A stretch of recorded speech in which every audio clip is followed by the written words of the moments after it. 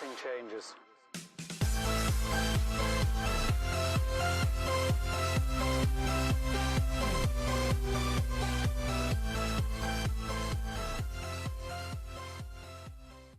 Hey, what's going on, Rockstars? Welcome into my channel. Thank you for joining me. And I wish I had known 10 things about eBay before I started. And this video is going to be geared towards a lot of you newer sellers or some of you that maybe aren't even on eBay yet and want to be on eBay and want to change some of the platforms or expand or cross post to eBay that haven't actually done it yet. Maybe you're on Poshmark or you're Amazon.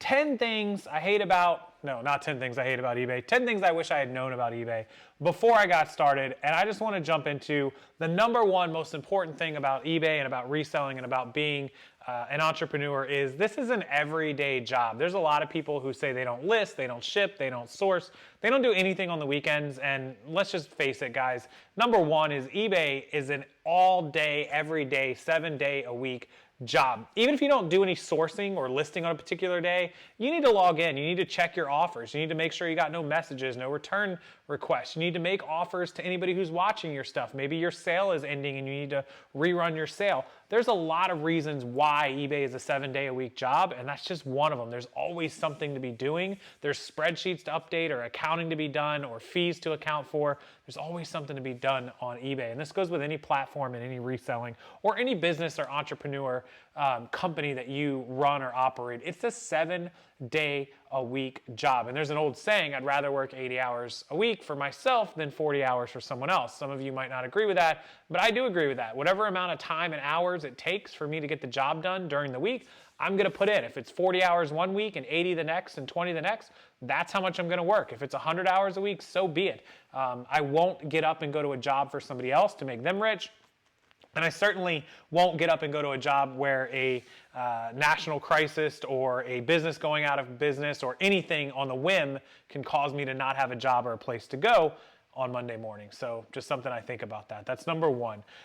Number two is that customer service is a pain sometimes, right? Customer service can be annoying. It can be intimidating. It can be something that you dread to answer messages and react to what people have to say, or maybe they've got a return request or something along those lines. But customer service is a pain is definitely something that I wish I had known before I started this. I don't mind dealing with customers.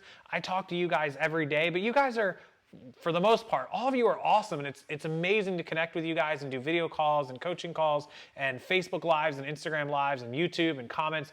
And I love pretty much everything that we deal with. But when you're dealing with a customer who's purchased from you, who doesn't know who Rockstarflipper is or doesn't know my YouTube or social media, and all they know is that they bought something off eBay from me and they have a question or they had a problem or something went wrong or the USPS is delayed, that's where I dread it too. But it's just the satisfaction of handling those customers and getting it done is like a relief to me. So that's why I don't really have too much problem with the customer service side of things. So that's number two, that sometimes customer service can be a pain in the butt. And sometimes the customers that we have to deal with can be a pain in the butt. Not all of them, but some of them. All right, number three is that I wish I had known that eBay has a list of Vero items, but I wish I had known that that list is pretty much worthless. Now, a lot of you may not know what Vero is. Vero is the basically copyright and trademark name protection list. So eBay has a list on the website, which I'll link for you below, where companies can go to enforce the rules of what you have to follow when you sell their products. So a lot of you may be familiar with the first sale doctrine, which gives you the right to resell any item that you have legally purchased and you own it, and so you can sell it. You bought it at a garage sale, you bought it at a thrift store, you bought it at an online auction, or whatever it may have been, as long as it was legal, that you have the right to sell it, which is true. However, companies and products have the right to enforce their brand and trademark name, their copyrights, and also to enforce the way that their products are sold. So there are several products on eBay that are very well known, such as Rosetta Stone, such as Beachbody P90X, such as Otterbox, such as Velcro, such as Onesie. I may get in trouble for just saying it here, but These companies enforce it very harshly, especially on eBay. And I wish I had known that that list that eBay provides really doesn't cover the companies that attack you, and the people that are on it are generally safe. As long as you follow their guidelines, they're okay with it. You can sell Abercrombie and Nike and Adidas and all this stuff, but you know, Rosetta Stone for no reason will take you down. And I don't even think that they are on that list. I could be wrong. I haven't looked at it in a while, but at one point they were not even on the list and they would take you down. They may be on there now. You just have to know these things, and it's something that I wish I had known when I started, because I see a lot of people get in trouble for listing these products. They get them taken down and they don't know. And it's something eBay, you know, if you put up the word Velcro, eBay should by now be able to auto detect that and say, is this a real Velcro product? If not, please use hook and loop or whatever it is. So that's number 3, is that there are Vero items that exist and that people don't know about them, and they get suspended all the time. Number 4 thing I wish I had known is that photos really do make a difference. When I started off, my photos were terrible. Obviously, they've improved. I use the new Photo Room background tool and app that's free. It's awesome. And in our business, photos are worth 1,000 words, but what we do makes them worth $1,000 or possibly thousands of dollars. So number 4 is absolutely take the time to have good photos. Don't throw your stuff over a toilet and take a picture and try to sell it. Yeah, I see people sell that stuff, but generally that is not the rule of thumb. Not a good idea. Number 5 is that titles work with as many keywords as are relevant to the item. I used to just think putting white, large women's dress was awesome. I didn't realize that you had to put maxi dress or floral or knee length or silk or peplum for a top, or that every keyword for a video game and game console mattered, because some people search one way and some people search another way.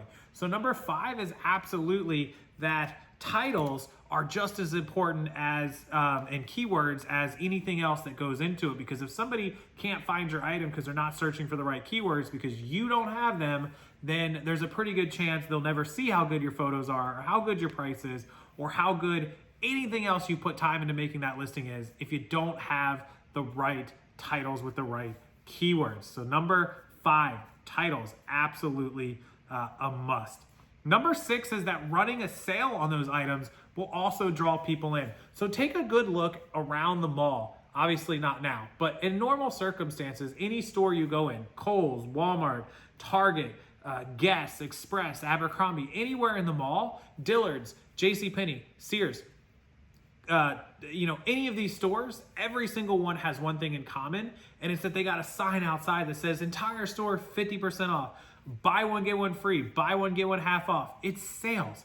Buyer's mental mindset, even if it's a $100 item that's really worth $50 and they marked it up to $100 and put it 50% off, is that sales cause sales. Running a sale will cause you to close the sale. It's fantastic. And that's just the way it works on eBay too. Now, some of you selling iPads or iPhones, you mark the item at $1,000 and it's gonna sell $1,000. Apple doesn't run sales on their website, right? Never that I know of. Why? Because their products are what they are. And if that's what you sell, fine. But for pretty much every other seller, whether it's antiques or clothing or shoes or accessories, a sale is an absolute must-have.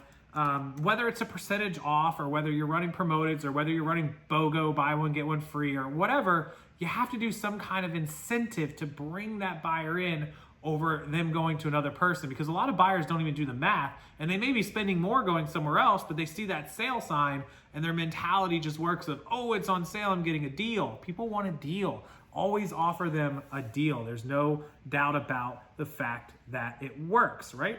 Okay, number 7, which we talked about in a lot of videos this week and last week, and I try to make it a point to cover a topic as much as I can when it comes out, is that the pricing and the sale, that's all important, but your sell-through rate is just as important as anything else that you do. And the reason is it's not only good to know the profit you're gonna make, but it's amazing to know how quickly it will turn over. We call that inventory turnover. You don't want to buy something, like this wireless microphone system that quit working on me halfway through, and know that you're gonna, pay $100 and sell it for $200 and flip it in a couple days. You need to know that, as opposed to buying a necktie for $1 that I sold for $15, but it took a month and a half or 2 months to sell. And that's because this is a long tail item and you really got to know that. And so that's why we created that spreadsheet and that guide of 1,500 items with 25 categories to let you know how fast things sell.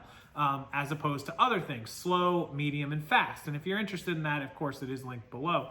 Sell-through rate, just as important as pricing and anything else in this matter, because you have to know how long you're gonna sit on inventory to know whether you're buying it at a good enough price. If it's gonna sit forever, you gotta get it cheap. If you're gonna sell it really quick, you have a little more flexibility. So that's number 7, that sell-through rate is just as important as pretty much everything else you could buy. So number 7, sell-through rates on eBay, super important.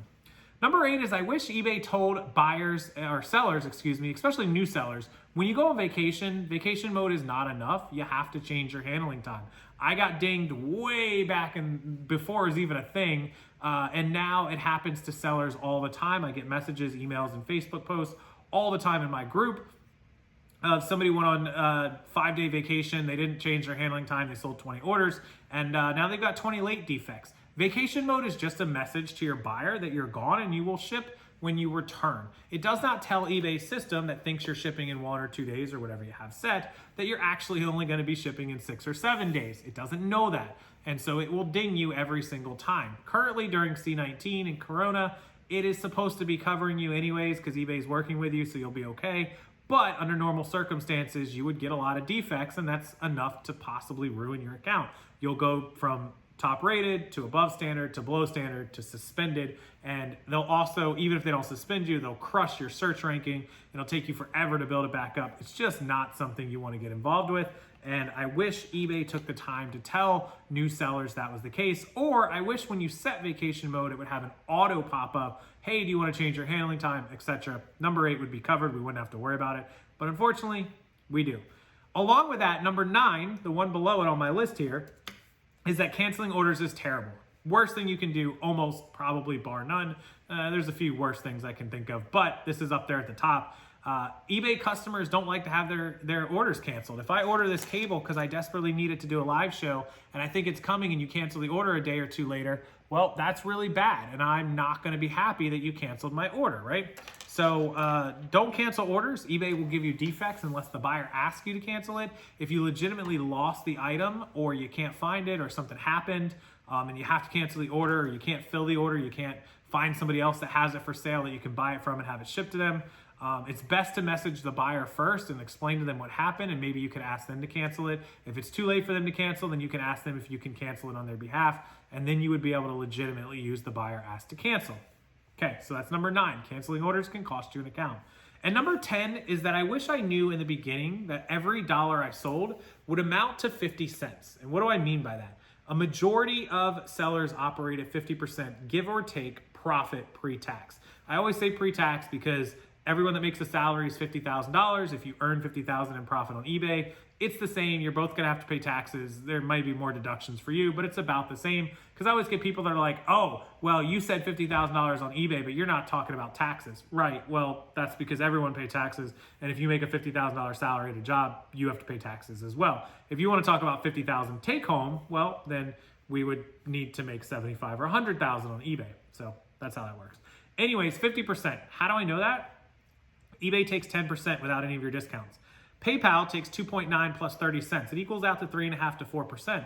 That's 13.5 to 14%. We'll call it 14 to be safe right off the top. We've also got a few percent worth of an eBay store, materials and printers and labels. You got 3 or 4% worth of that as well. So you're gonna be at about 17%. Now let's talk about the cost of the label. Whether you charge for shipping or you do free shipping, 15 plus 5 or 20 plus free shipping, you're paid $20 and then you have to buy that $4 label to ship it. So you're spending 20% of that sale on the label, and that's about reasonable. You sell a $30 item, it costs you 5 or 6 to ship, you're at 18, 20%. Let's call it 20. Well, we already know we've got 13 or 17% in fees and materials. We now have 20% in our label. That's 37% of our money gone to cover the sale. Then we had to buy that item, a cost of goods sold. Let's say it's a $30 item and we paid $3 for it. That's 10%. Likely we paid a little bit more. Well, we already know that we're at 37%, so maybe we paid 13% for it. That puts us at 50% gone, 50% profit after cost of goods, fees, shipping label, the materials to ship it out, the 10-cent envelope, all of that stuff. We made 50 cents on the dollar. If we sold it for 100, we probably would have made about 55 or 60%. Some of you operate a little higher. Some of you operate a little lower. If you're down in the 30, 35%, you may want to think about getting it up. I obsess over percentages because anywhere I can cut costs, cut expenses may raise me up 1 or 2%, and that's helpful. I do $300,000 or $400,000 in a year. That extra 1% could be 3-4 grand. An extra 3% could be 9 to 12,000. It's a huge amount of money. 50% of what you make is pretty much what you will get to keep pre-tax. Remember, this is all pre-tax because everyone has to pay taxes. So that's number 10. So the top 10 things I wish I had known as an eBay seller. eBay's an everyday job, guys, 7 days a week. Treat it like such. Customer service can be a pain. Don't dread it. Take care of it. Get it out of the way. Vero items. Don't get suspended on Vero items because you don't know them. I have some great videos. I'll try to link some stuff below. Number 4 is that your photos sell items. Good photos will absolutely go a long way towards selling more items. As will number 5, which is great keywords. Help people find your item and then give them a great photo to draw them in to click it. Number 6 is running a sale. Once you've got them there, they found you, run a sale to get their brain grinding and thinking like, wow, I'm getting a deal, let me buy this.